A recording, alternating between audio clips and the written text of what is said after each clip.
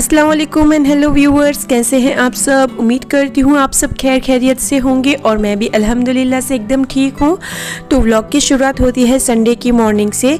Sunday usually morning में ही मैं जो है पूरे वीक की सब्ज़ी और फ्रूट साथ में ही ले लेती हूँ। सारे ही सब्जी वगैरह और फ्रूट सब मैं एक ही साथ सिंक में इकट्ठा करके इस तरह से धो देती हूँ और थोड़ी देर के लिए उन्हें बाहर सूखने के लिए रख देती हूँ और उसके बाद मैं उसको फ्रिज में रख देती हूँ, क्योंकि जिदान और अंसरा है ना, वो भी कभी कभार फ्रिज में से इस तरह से फ्रूट निकाल लेते हैं। तो अब मुझे थोड़ा डर लगता है और कोरोना से हमें थोड़ी सीख भी मिल गई है अच्छी खासी। अच्छा जी, इसके बाद ऐसी कुछ सब्जियां जिन्हें मुझे पकाने के टाइम ही धोना होता है, उन्हें मैं अच्छे से क्लिंग रैप कर देती हूँ, जैसे कि कैबेज और कॉलीफ्लावर। इस तरह से क्लिंग रैप कर देने से सब्जियां जो हैं एक वीक तक फ्रेश रहती हैं और इस तरह से हम फिर इसको जब भी यूज में लेंगे ये इस तरह से ताज़ी ही मिलेंगी हमें, वरना 2 दिन के बाद ही ये कुछ ढीली और नरम जैसी हो जाती है, जो कि यूज करना मुझे अच्छा नहीं लगता फिर। अच्छा, और मकई को भी फ्रेश रखने मैंने क्लिंग रैप कर दिया था। और जो हरी मिर्चें हैं वो सूख गई थी, तो इस तरह से मैंने इसकी डंडी निकाल दी और एक एयर टाइट डब्बा ले लिया था, उसमें मैं इस तरह से स्टोर कर लेती हूँ, जिससे ये लंबा टाइम फ्रेश रहती है।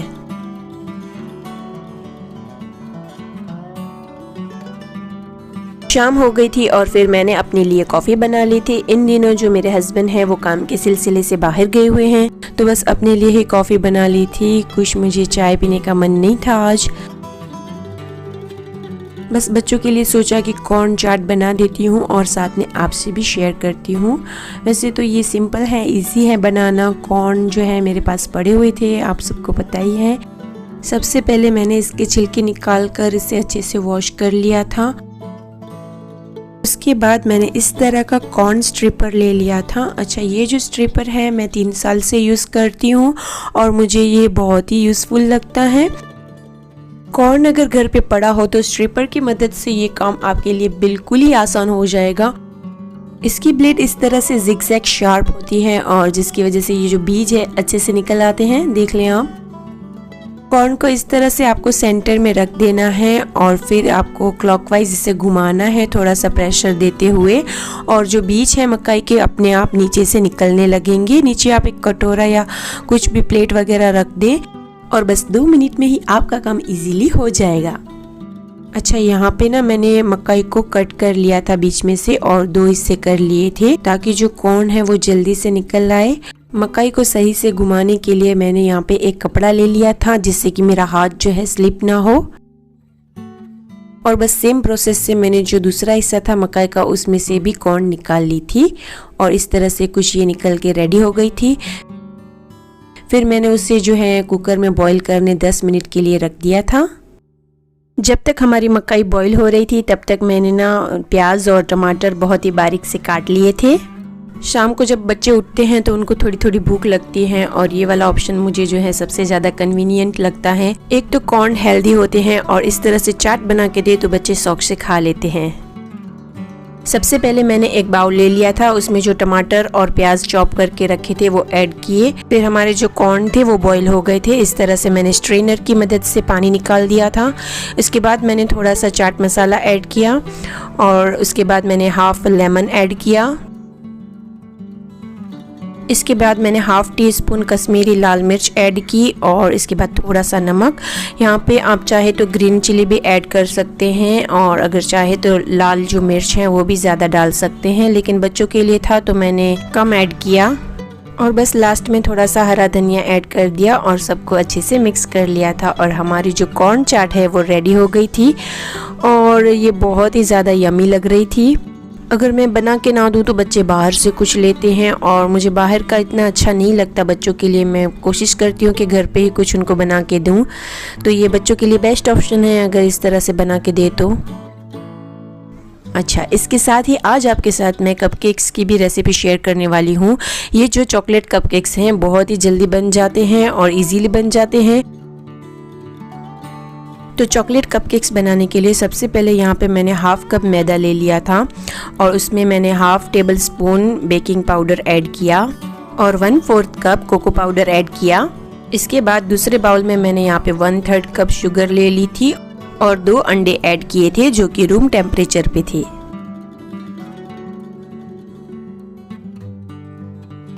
इसके बाद बीटर की मदद से मैंने यहाँ पे शुगर और अंडे को बीट कर लिया था जब तक ये थोड़ा क्रीमी टेक्सचर ना बन जाए। अच्छा, काफ़ी लोगों के पास बीटर नहीं होता तो फिर वो सोचते हैं कि हम कैसे बनाएंगे।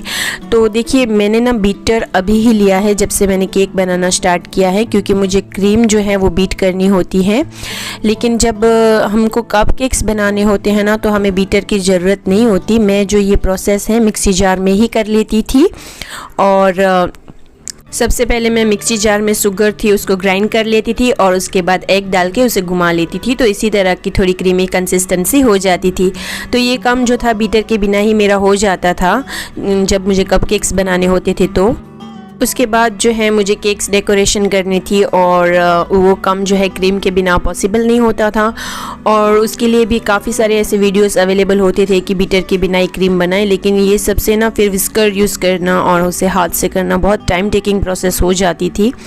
तो ये काम जो है बीटर इजीली कर देता था मेरा जो क्रीम बनाने का। तो आप अगर क्रीम बनाने के लिए लेना चाहते हैं तो मैं कहूँगी कि ये फ़िलिप्स का बीटर ज़रूर से ले। मुझे ये 2 सालों से चल रहा है और इसका रिज़ल्ट मुझे काफ़ी अच्छा लगा। और इसके बाद जो है यहाँ पे मैंने वेनिला के 8 to 10 ड्रॉप्स ऐड किए थे ताकि जो अंडे की स्मेल है वो ना रहे। इसके बाद मैंने 1/4 कप कुकिंग ऑयल ऐड किया है और कोशिश करें कि इसमें स्मेल ना हो, ये मैंने आगे की वीडियो में भी काफ़ी टाइम बताया है। और इसके बाद जो है जो भी हमारा ड्राई इंग्रेडिएंट्स थे वो मैंने ऐड कर लिए थे। इस तरह से छान लेने से इसमें लम्स नहीं आते और जो भी हमारा बैटर है वो इजीली मिक्स हो जाता है।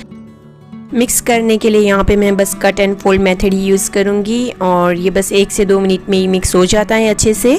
घर में हम जो कपकेक्स बनाते हैं वो बाहर से काफ़ी अच्छे होते हैं। बच्चे जो हैं जैसे बड़े होते हैं समझने लगते हैं और आजकल इंटरनेट पे यूट्यूब पे वीडियोस ऐसे आते हैं ना केक्स वगैरह के या कुछ भी अच्छा खाने पीने के, तो बच्चे समझते नहीं हैं और डिमांड करने लगते हैं और बाहर से हर बार लेना हमारे जो बजट से बाहर हो जाता है। कभी कभार मुझे महंगा भी लगता है, कभी कभी मुझे अनहाइजीन भी लगता है। तो ये घर पर बना लेना मुझे ज़्यादा अच्छा लगता है और बस रेडी करके बच्चों को सर्व कर देती हूँ। इसके बाद इस बैटर में मैंने 1/4 कप रूम टेम्परेचर पे मिल्क ऐड किया।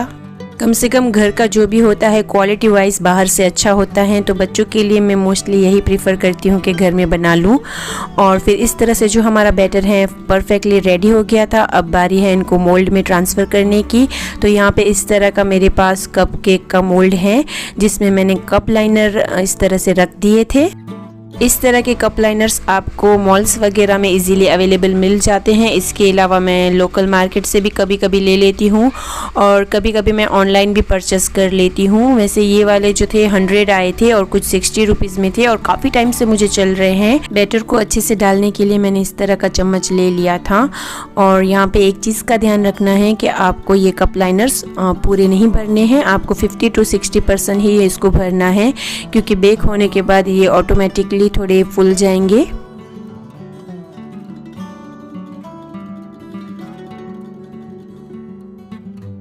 बस कुछ इसी तरह से मैंने सारे कप लाइनर्स जो थे वो भर दिए थे और उसके बाद मेरे पास चोको चिप्स थे वो मैंने ऊपर डाल दिए थे ताकि इसका जो चॉकलेटी फ्लेवर है थोड़ा इन्हेंस हो जाए और दिखने में भी थोड़े अच्छे लगेंगे।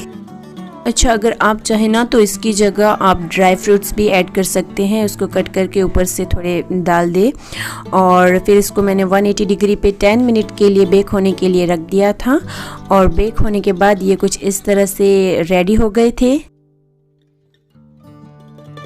अच्छा, जो ये कपकेक्स हैं ना वो केक के मुकाबले जल्दी बेक हो जाते हैं क्योंकि इनकी साइज़ थोड़ी छोटी होती है। और फिर मैंने इस तरह से टूथ स्टिक की मदद से चेक भी कर लिया था कि ये अच्छे से बेक हुए हैं या नहीं।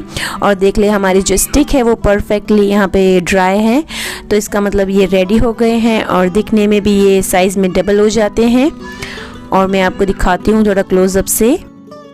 ये देखिए एकदम लग रहे हैं ना एकदम बाहर जैसे। जब ये मैं बच्चों को देती हूँ ना तो उन्हें पता नहीं चलता कि ये मैंने घर में बेक किए हैं। और थोड़ी बहुत तो मेहनत लगती है नो डाउट, लेकिन अगर बच्चे खुश तो फिर मम्मा भी खुश। ये कपकेक्स अंदर से भी एकदम परफेक्टली बेक हो गए हैं, देख ले आप।